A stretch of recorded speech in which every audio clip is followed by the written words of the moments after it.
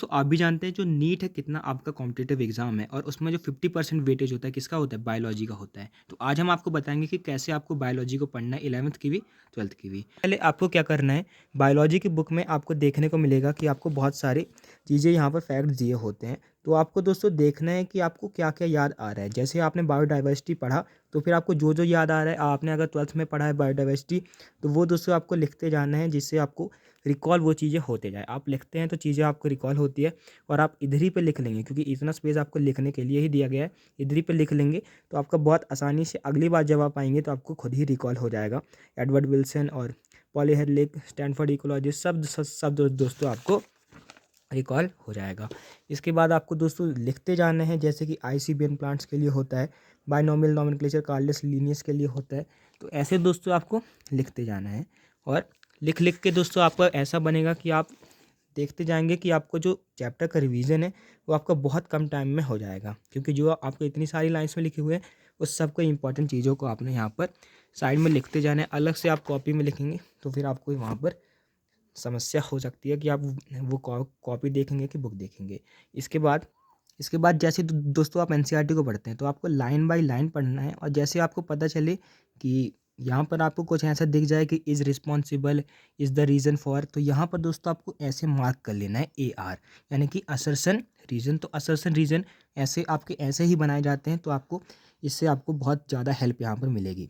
तो आपको एक एक लाइन में सबके बारे में चीज़ें लिख लेनी है। और इसके बाद जैसे ये है फंजाई है, तो फंजाई मैंने दोस्तों सारे लिख लिया है, सारा मैंने यहाँ पर लिख लिया, उसके एग्जांपल्स भी लिख लिए हैं। तो मेरे को आसानी होगी जब मैं फिर से इस चैप्टर को पढ़ूंगा, मैं बहुत ही कम टाइम में इसको कर सकता हूँ। जैसे अल्टरनेशन ऑफ जनरेशन दिखा तो मेरे को याद आ गया, ओबीलिया होता है प्लांट किंगडम में, एनिमल किंगडम में, तो मैंने उसको लिख लिया। तो ऐसे आपको दोस्तों बहुत ही आसानी पड़ेगी। इसके बाद दोस्तों जो आपके स्टेटमेंट बेस्ड क्वेश्चन बनते हैं वो भी आप लिख सकते हैं। जैसे मैंने दोस्तों यहाँ पर लिखा हुआ है कि ये उनका जो थिक क्यूटिकल होता है, संकल स्टोमेटा होता है, वाटर लॉस में आपका रिड्यूस करने में मदद करता है। तो ये मेरे को दोस्तों स्टेटमेंट बेस में रहेगा कि ये आपको स्टेटमेंट बेस भी बनाकर दे सकते हैं, क्योंकि हर लाइन आपकी एक स्टेटमेंट बेस के रूप में आपका पूछी जा सकती है। तो इसीलिए आपको साइड में लिखते जाना है, वो बहुत इंपॉर्टेंट है। और जो भी आपको चीज़ है वो आपको लिख लेना है, जिससे आपको बहुत ही आसानी से अगली बार वो याद हो जाए। वैसे मैंने हर चैप्टर में ऐसे ही किया हुआ है, जैसे ये लिविंग फॉसिल वगैरह है, सब मैंने यहाँ पर लिखा हुआ है। तो जो जो चीज़ें आपको याद आते जाएँ उसको आप लिखते जाएँ। इसके बाद एक और चीज़ होती है कि आपको एग्जाम्पल्स भी याद करने होते हैं। तो एग्जाम्पल्स के लिए आपको यहाँ पर जैसे मैंने ऊपर बनाया हुआ है, तो ऊपर मैंने दोस्तों सारे एग्जाम्पल्स लिखे हुए हैं। और आपको कुछ देखेंगे कि जैसे जो मस्टर्ड है वो बहुत सारी चीज़ों का एग्जाम्पल है, तो मस्टर्ड के बारे में मैंने अलग से बनाया हुआ है।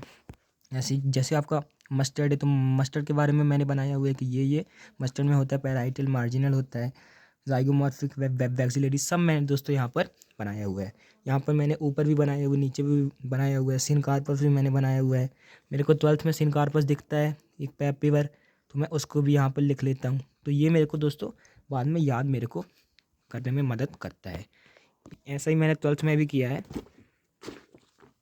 12th में मैं आप देखें तो 12th में आपको दोस्तों लिखना तो पड़ेगा, क्योंकि यहाँ पर भी आपको स्पेस दिया गया है, तो आप इसको बहुत आसानी से ये जो चीज़ें हैं इनको याद कर सकते हैं। इससे आपकी दोस्तों मेमोरी में वो चीज़ जाएगी, क्योंकि ये बहुत इंपॉर्टेंट है कि आपको हर लाइन जो है याद रहे। इसीलिए आपको जो हर चीज़ है यहाँ पर इंपॉर्टेंट चीज़ें को है यहाँ पर लिख लेना है, और एनसीईआरटी को लाइन बाय लाइन आपको पढ़ना है। तो एक लाइन पढ़ी फिर दूसरी लाइन पढ़ी, आपको एक चैप्टर एक बार में पूरा ख़त्म करने की कोशिश करनी है, और एटलीस्ट आपको आधा चैप्टर तो कर ही लेना है, और आपको ऐसे लिखते भी जाना है। बाद दोस्तों एक चीज़ होती है कि प्रैक्टिस आप कहाँ से करते हैं, तो उसके लिए आप हमारे चैनल के कम्युनिटी पोस्ट पर आ सकते हैं।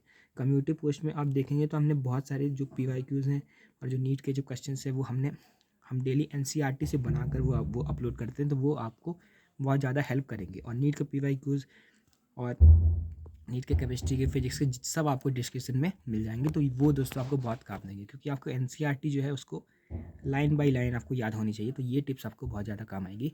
I hope. Thanks for watching, keep learning.